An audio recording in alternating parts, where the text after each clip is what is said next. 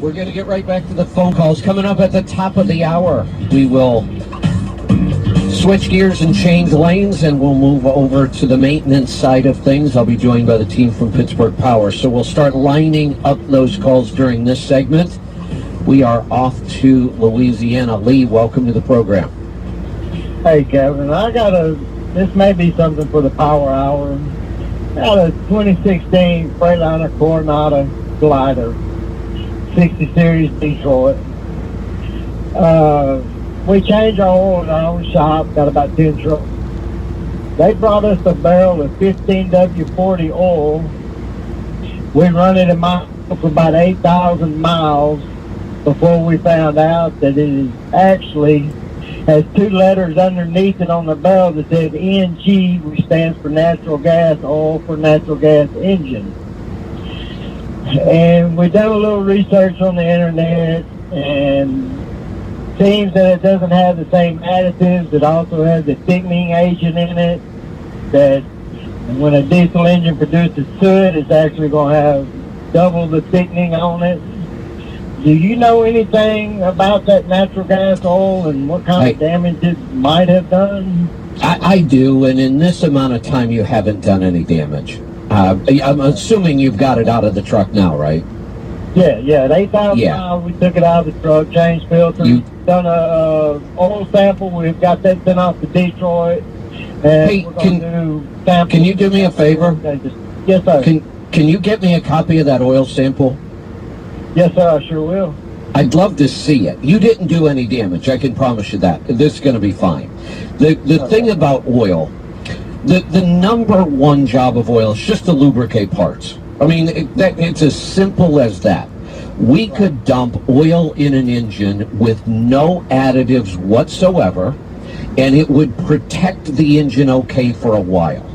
The additives are there to solve the problems that are created because mostly combustion.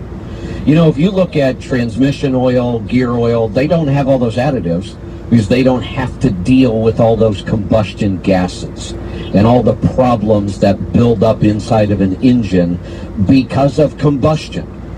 So the additives are there as detergents, as soot separators. We could have friction modifiers. There's all kinds of additives. But oil does the job just fine on its own. It lubricates the parts. The problem is it won't last very long in an engine without the additives. It will the soot would start to clump up. We won't have the detergents to keep things clean. We won't have the anti-foaming agents and some of the other things. But the oil was doing its job in that engine. In 8,000 miles, that wasn't enough time for the problems to overcome the oil. So you're good. You didn't do any damage. The difference in that oil is the additive package primarily around soot. So, and natural gas engines produce some pretty nasty stuff though. Not soot, but they produce some other nasty things that we have to have additives in the oil to take care of. And we even read oil samples from a natural gas engine very differently. So I want to see this one because I want to see what happens to oil when you put a natural gas oil in a diesel engine. Okay, we're still waiting on those results. The Freightliner shop, I had it fixed at, sent it off to Detroit, and then they'll get it back, and then I'll get it. So I'm looking probably maybe before Christmas, definitely after the first of the year. Yeah, if you could send a copy of it to support@letstruck.com, I'd love to see it. Yes, sir. I'll sure get it to you. But you'll be fine. You didn't do any harm. Great. All right, I think. You're welcome. Thanks for the call. Let's head off to North Dakota. Chris, welcome to the program. Good afternoon. I have a health question. All right.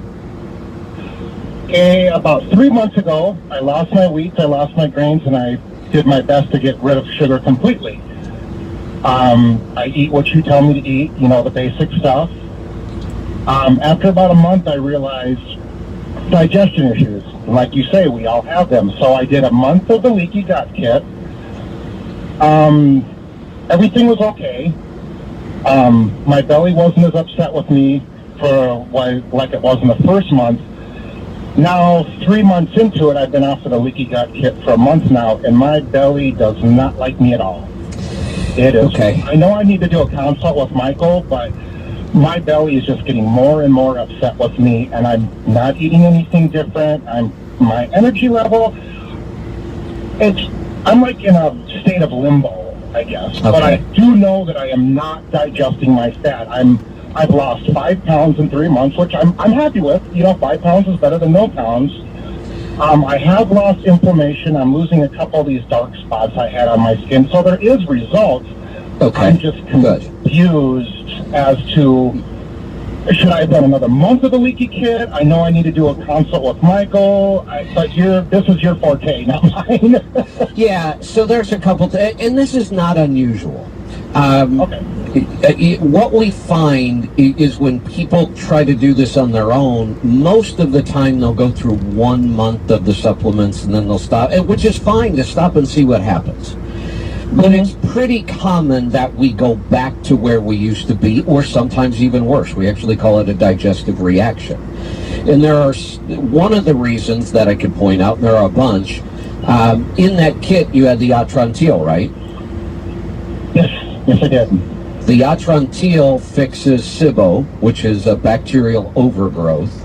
And many times, when we talk about algae and fuel, and I say algae can be a difficult problem because it's a living organism and we think we killed it, but there was a little bit left over, and then it can regrow, and sometimes it regrows even stronger. The same thing can happen with SIBO. If we don't treat it long enough, SIBO is notorious for coming back. In fact, the way that... Question? Sure, go ahead. Before, I never had any... you said that when I kind of like burp up a little bit and I can feel that acid in my throat, and you say that's a lack of acid in the stomach. I've never, ever had that issue, but when I stopped the leaky gut kit, that's kind of coming around now. Yep.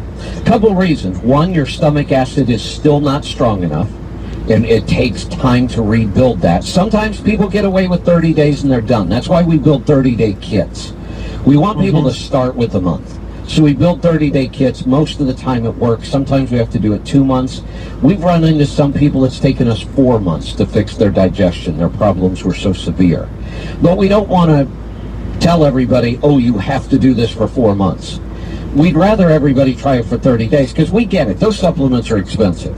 I don't want you taking them any longer than you need to, but once we have a signal that you need to, well then let's go back and do it again. Now we've also just developed a couple new kits because we're learning what really works with some of the tougher cases.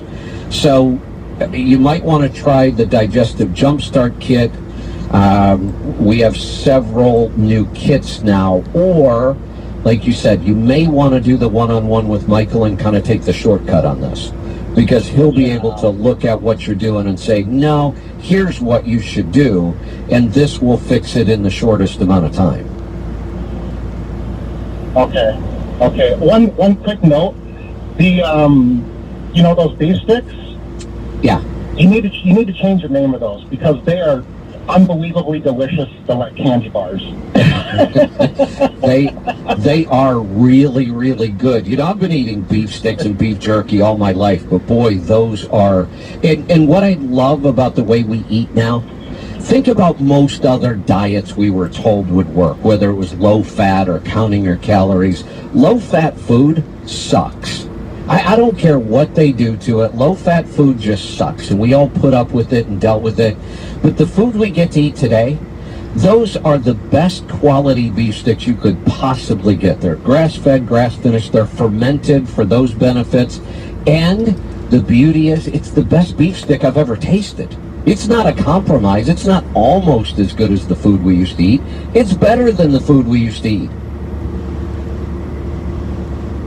Uh-oh. I think I lost him. That's all right. It's the top of the hour. So I will take us into the break.